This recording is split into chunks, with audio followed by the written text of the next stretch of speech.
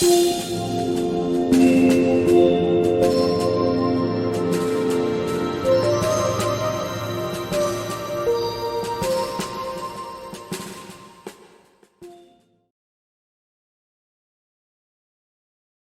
¿qué es ese sistema de buena gobernanza? Y aquí es donde la cosa se complica porque, de nuevo, no significa simplemente, pues tengamos una junta directiva y que en la junta directiva hagan actas o que en la junta directiva tengamos directores externos. No, va mucho más allá. Es un concepto mucho más complejo.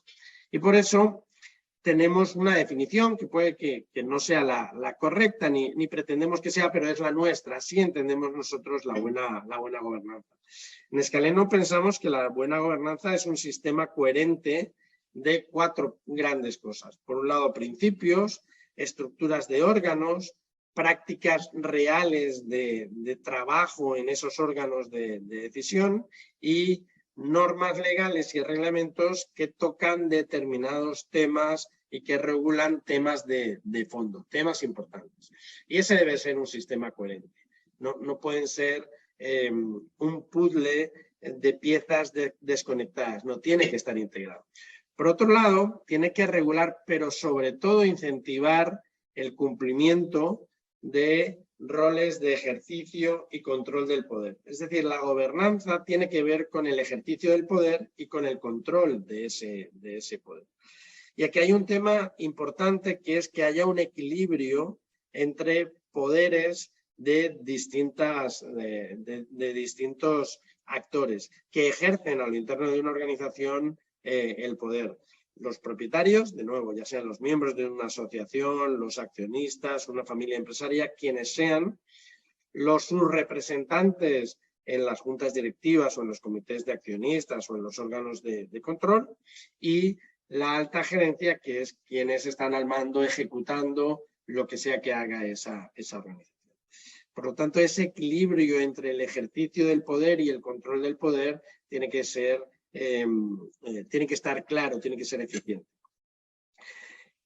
Pero hay 3 grandes principios que luego me voy a detener que tienen que inspirar este ejercicio del poder y este control del poder. Todo eso se tiene que hacer de forma transparente, de forma leal y de forma diligente. Y luego voy a explicar un poquito más estos principios y en general todo este concepto. Y aquí hay algo muy importante, que es todo este sistema de gobernanza. Lo que ha cambiado desde los años 90, 80 hasta ahora es que el dueño, desde luego, puede organizar su estructura, su empresa como quiera, pero lo que ha cambiado es que hoy somos mucho más conscientes de que hay otros stakeholders en la propia organización y entonces todo el sistema tiene que tener en cuenta no solo el beneficio y la protección del dueño, de la propiedad, sino también de otros intereses legítimos que se tienen que balancear. Y algo especialmente importante es la protección de accionistas minoritarios, de los depositantes, por ejemplo, de los ahorrantes en los bancos, de los donantes en una ONG, de los inversionistas en los mercados. En realidad es de todos esos interesados que tienen una parte de su dinero puesta en la compañía, pero que no suelen sentarse en las mesas de decisión. Los accionistas minoritarios porque tienen muy poco poder, los depositantes de los bancos porque no están en los órganos de control del banco, pero si el banco quiebra son los que pagan el pato, los donantes en ONGs o en fundaciones porque dan dinero para cosas concretas, no para que se lo lleven los directivos de la ONG, y los inversionistas porque invierten en mercados de valores que incorporan muchas empresas a veces, tienen muy poca información y alguien debe protegerlos, es un buen sistema de gobierno. Pero además, como decía antes, esto que llamo yo los nuevos stakeholders de las organizaciones también tienen intereses que tienen que ser balanceados, tanto los consumidores como el talento comprometido con la sostenibilidad. Y como he dicho, no es porque hay que ser buena gente con ellos, sino es porque tienen interés en que la organización sea sostenible y tienen de vuelta bastante más poder del que tenían hace unos años. Tienen el poder de compra y el poder de trabajar con nosotros o no, con una empresa o con cualquier otra organización. Digamos que esta definición es la que lleva a dibujar un marco conceptual muy complejo. Primero, en la base hay los 3 grandes principios inspiradores: lealtad, transparencia y diligencia. Pero encima tiene que diseñarse una estructura de órganos de gobierno que represente a la propiedad, que represente a los representantes de la propiedad, que llamamos gobierno, y que también se vincule con el management, con los CEOs, con los gerentes, con quienes ejecutan la actividad de la organización. Pero ahí no acaba la cosa. Es muy importante prácticas de funcionamiento de estos órganos. Es decir, que no sirve de nada decir, no, tengo un buen gobierno porque tengo junta directiva y porque tengo un acta que dice, no, pero de repente te encuentras con organizaciones que ni siquiera tienen junta directiva o la tienen pero no se reúnen pero no saben para qué. La dinámica no es de junta directiva, es de que ahí uno habla y los otros dicen que sí a todo. En fin, hay aspectos en la realidad de lo que opera en estos órganos que hay que mirar.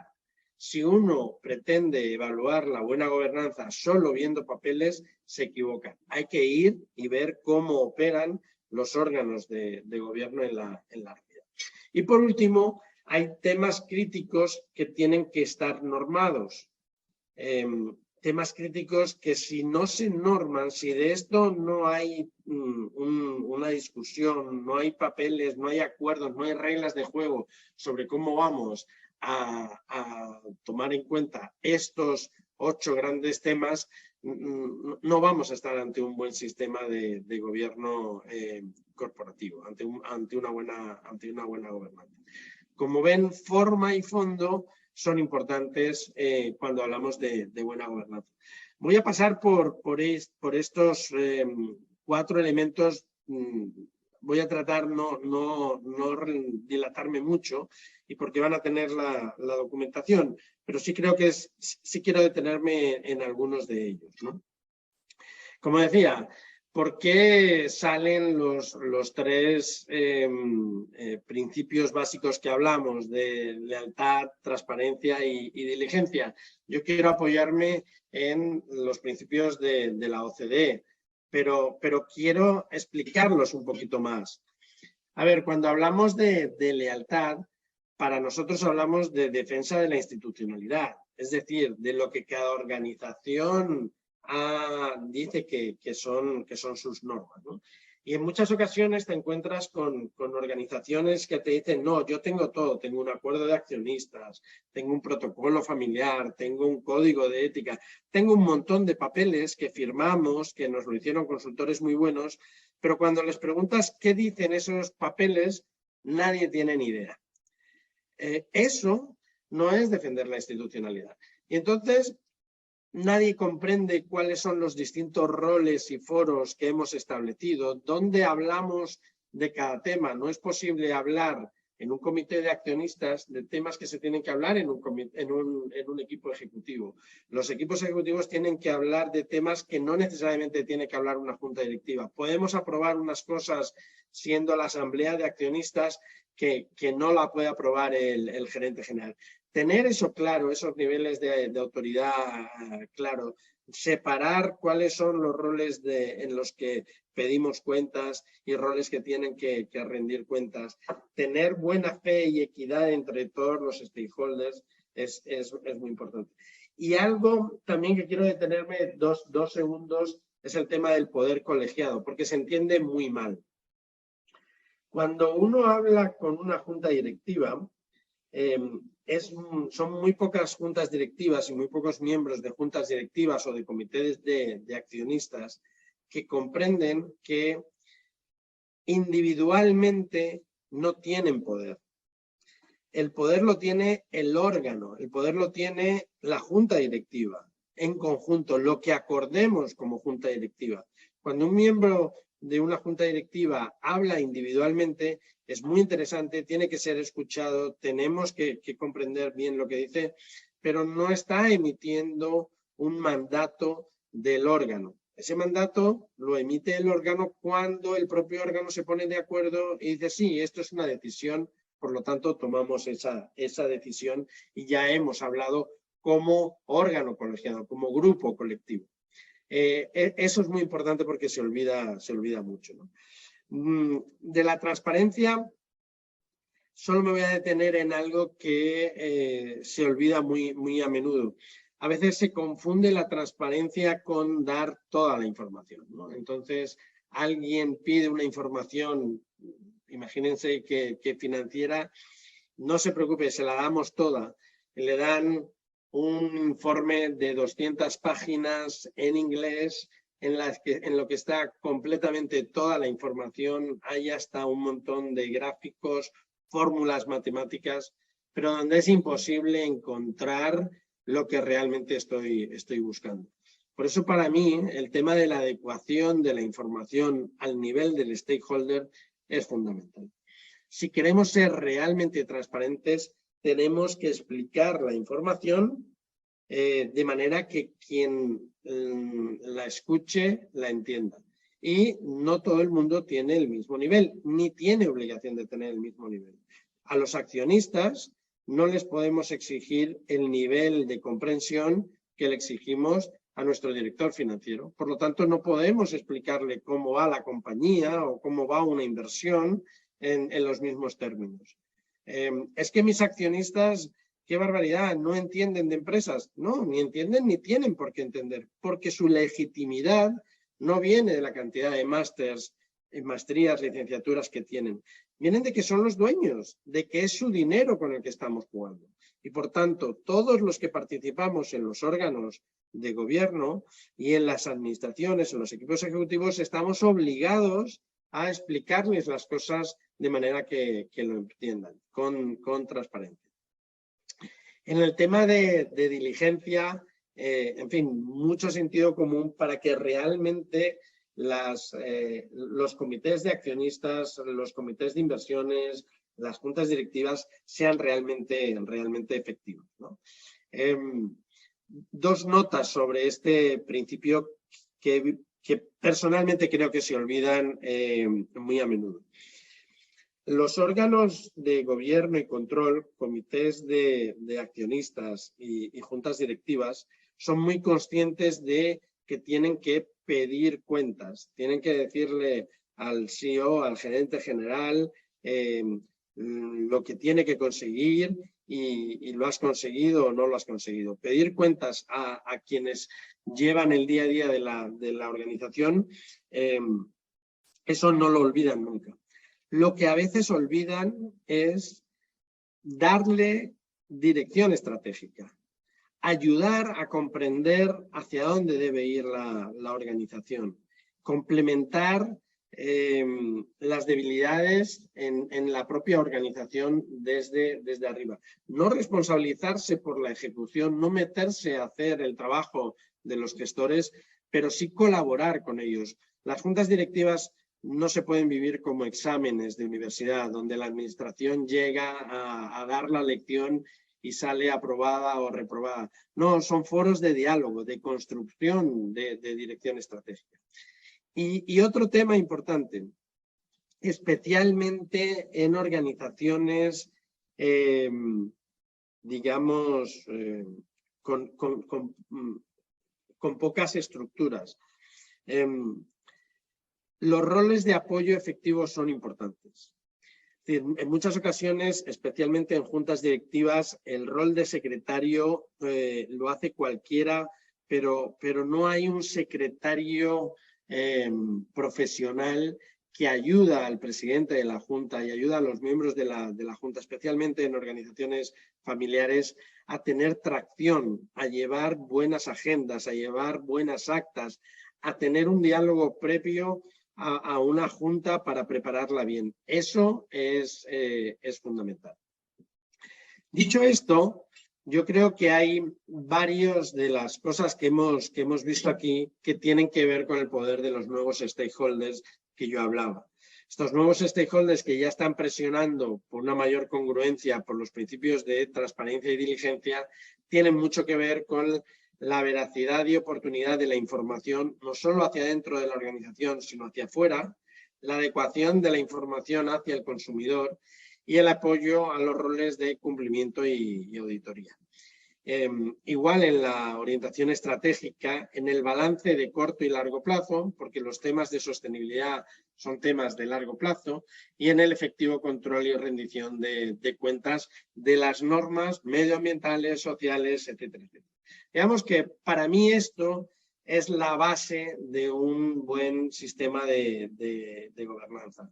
Si estos principios no inspiran, no se cumplen realmente, todo lo que hacemos a continuación queda muy en el papel. ¿Qué hacemos a continuación? Ponemos órganos que representan la propiedad, el gobierno, el management. Aquí simplemente decir que no hay una única fórmula correcta, no hay mejores prácticas. La arquitectura de órganos, los documentos, si tiene que haber un SHA, un acuerdo de accionista, un protocolo familiar, eso depende mucho de qué organización estamos y de qué documento y legitimidad venimos, de qué es lo que ya hay y qué podemos cambiar nosotros o qué tenemos que ir a una instancia superior para cambiar. Sobre esta estructura de órganos, quiero detenerme un poco en parar a comprender que lo que hay detrás es la necesidad de que haya un equilibrio o balance entre varias cosas. Y aquí me permito ver un eje que hay órganos que tienen su legitimidad viene más porque son dueños, y aquí tenemos asambleas de accionistas y comités de accionistas, y hay otros actores cuya legitimidad viene más por lo que saben, por lo que han estudiado, por su experiencia. Estos son juntas directivas, especialmente cuando hay asesores independientes o directores independientes, y los equipos ejecutivos. Son legitimidades distintas, pero tienen que estar balanceadas. ¿Cuál es un criterio que nos ayuda a balancearlo? Bueno, la efectividad. Si los equipos ejecutivos se ponen a hacer cosas para las cuales no tienen legitimidad, eso es menos efectivo. Si los accionistas se meten a hacer cosas que les corresponden a las juntas directivas, tienen menos legitimidad para hacerlo y a la larga son menos efectivos. En términos generales, ¿cuáles son esos temas? Bueno, los temas de visión, de legado, de riesgo, de la estrategia a más largo plazo tienen que ver con la propiedad. El apetito por inversión, por retorno, por deuda, ese balance entre comprender que si yo quiero, no puedo querer al mismo tiempo muchos dividendos, tener inversión para crecer y al mismo tiempo pagar la deuda. Normalmente hay un balance delicado en eso y eso los accionistas lo tienen que comprender. Y por último, tienen que ser los dueños los que digan, oye, ¿qué sistema de gobierno es adecuado para nuestra organización?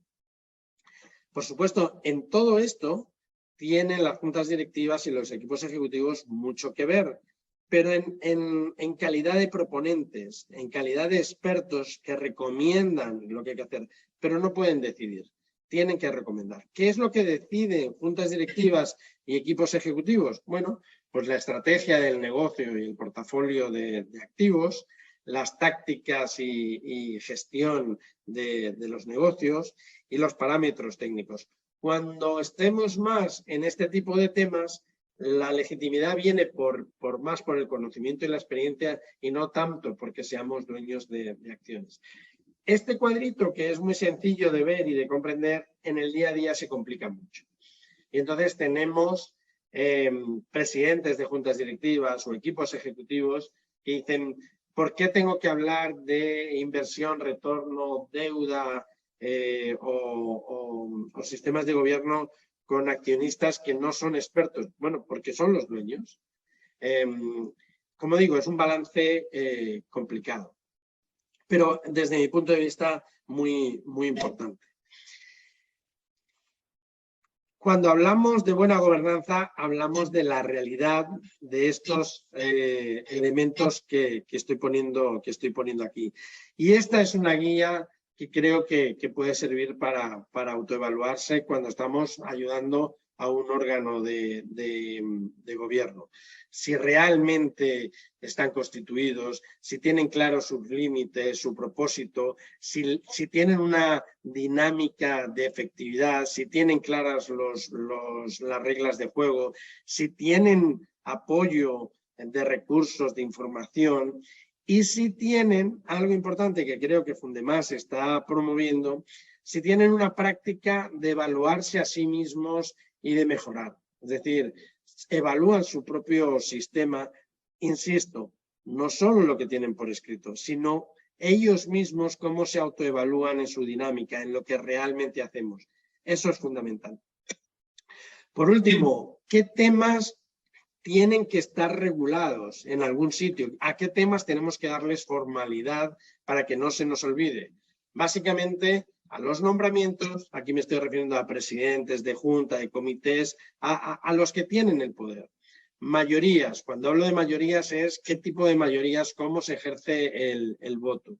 La transmisión, los conflictos de intereses, cómo gestionamos los conflictos de intereses, cómo transmitimos los poderes. En el mundo empresarial me estoy refiriendo a acciones, pero en otras organizaciones no serán acciones, se llamarán de otra manera.